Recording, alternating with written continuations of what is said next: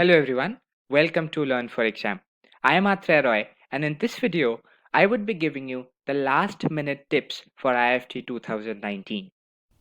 But before I start, let me tell you about our Learn for Exam app that is available in the Google Play Store and the iOS Store and gives you these benefits. So let's start.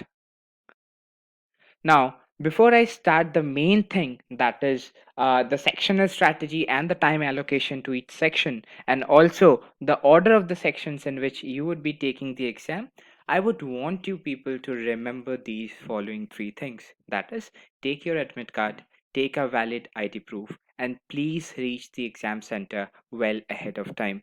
I do not want you people to come under pressure because you are running late in traffic or something. So please do these three things to ensure that you have a very nice pre-exam things, right? Now, what you cannot afford to lose confidence, right? Because if you lose confidence on yourself, who would help you up? So please do not lose confidence. Please do not feel stress at any point in time. It's absolutely fine. The exam is a nice, you would be cracking it pretty nicely with the right strategies. You have been preparing for it, right?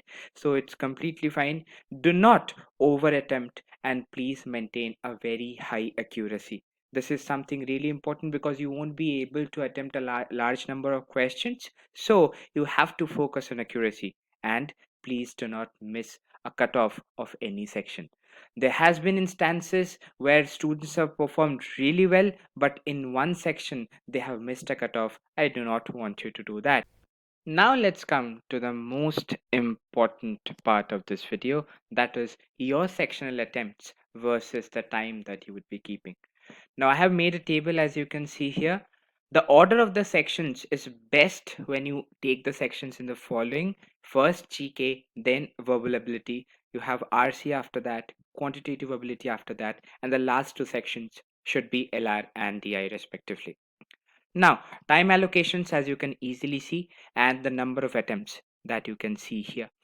Now, these number of attempts, I have made these data available to you on the basis that the exam paper is of the average level of difficulty. If it's on the difficult side, there would be 1 to 2 questions lesser for each section, I would say. And if it's on the easier side, consider another 1 to 2 or even 3 questions more that you people need to attempt. Now, the total allocation comes down to somewhere around 120 minutes. That is 2 hours that you would be getting for the exam as well. What you need to understand is if you want to give any particular section a few more minutes, then you have to compensate that few more minutes to any other section. So if you think you can take 10 minutes in GK and attempt around 10 questions, your time in verbal ability or RC or QA or anything you want, that time should cut down by the same number of minutes. Or at the end of the exam, you would feel that you could not attempt all the sections judiciously. So I do not want that to happen to you people. So please keep that in mind. Now, there is something very, very important that I want you people to understand. First, verbal ability. The questions that come in verbal ability are grammar based, are based out of parts of speech, figures of speech, and also out of synonyms, antonyms, and word origins. Now, synonyms, antonyms, and word origins are difficult questions, so I would ask you people to go to that at a later stage. And for RCs, the questions are factual. That is the reason you have seen that I've kept 35 minutes for the section, because there are 20 questions. You would be taking some amount of time. I want you to attempt the RC section very diligently, because that is a score booster for you. The same goes for quantitative ability. Now if you attempt 25 if you attempt 13 to 14 questions on an average paper in 25 minutes, it's a very good score booster. Now, what are the questions that you would be attempting? You would be attempting single liner questions. IFT has a knack of giving long questions that almost read like a passage of an RC, right? I do not want you to go about those right at the start. If you have time, let's say after 20 minutes you have already attempted all the single questions, you can move on to them. But yes, for quantitative ability, try to focus on the one liner questions first. Important chapters I have already mentioned. There are also some kind of question that come, for example, putting the value of n in a series. That kind of question is important. Ball drop वाला जो question था that is important. A ball is dropped from a certain height, that question is important. uh, you get questions on mensuration, profit and loss, time and work as well, so please do check them out. Normal arrangement questions on PNCs are also very much important. And lastly, the last section, LR and DI. That there can be two different sections this time, having two different cutoffs. So please have a check on that. And yes, now, IFT has a knack of giving one paper difficult, the other one as easy. You need to understand which one is difficult, which one is easy in the first 2 to 3 minutes. The easier section, you need to expend 30 minutes of your time to that. In the difficult section, I want you to expend 10 minutes of your time. In the easier section, the number of attempts should be closer to 15 as far as you can go. In the difficult section, somewhere around 5 to 6 is perfectly fine. Now that would also depend upon the level of difficulty of the paper. If it's very very difficult, like the DI that came in 2017 IFT paper, the number of attempts would come would be lesser, and the cutoff would also be lesser. But what you need to understand is to adjust and judge the paper properly. You need to understand which section is easy, which section is difficult, how much time do I need to expend, and how much attempts should I need to do. Now, IFT Delhi, as you all know, has a very high proportionate for the IFT score that you would be getting.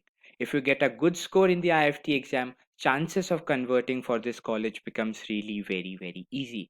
So try to get a very good score. Somewhere around 25% higher than the cutoff is a very very good score according to me. So try to target that and you would be in a very good situation. And I'll just tell you three things that keep your head cool. Obvious, definitely all the best to you people. And please back yourself up. Always think that if you cannot do it, then who can? Right? So back yourself up, have that confidence, and I'm completely sure about this that you people are going to get a very good score tomorrow. Now, before I finish the video, I would also want you people to have a look at the various tests that we have on our platform. You can check the website for that. You can also check the various courses that we have. We have a MPA 2020, an MIMS CDPI, and a SNAP 2020 course. You can check that out. Also, these are the test series that we offer. You can pause the video and check them out at any point in time you want. I do not have to tell you much about the Nmath Snap ebook because this is quite a big hit from our end, right? You get these benefits out of it, and these are the features of L4E. You have, we have the best trainers, live classes. You get access to class recordings, and it only takes 2 to 3 minutes to join the classes. Overall results have also been very good. You can check them out. These are the 2019 Nmath results that we have attached here, and these are the reviews of Learn for Exam. Please feel free to pause the video and check these reviews up. You can also connect with us over YouTube, Facebook, Instagram, Telegram, and Snapchat at Learn for Exam. And guys, if you like this video, please hit the like button and share it with all your friends who are taking IFT. At the end, I would just tell you one thing: be confident, and I'm very very sure that you're going to do very well in the exam. All the best and take care, guys. Bye bye.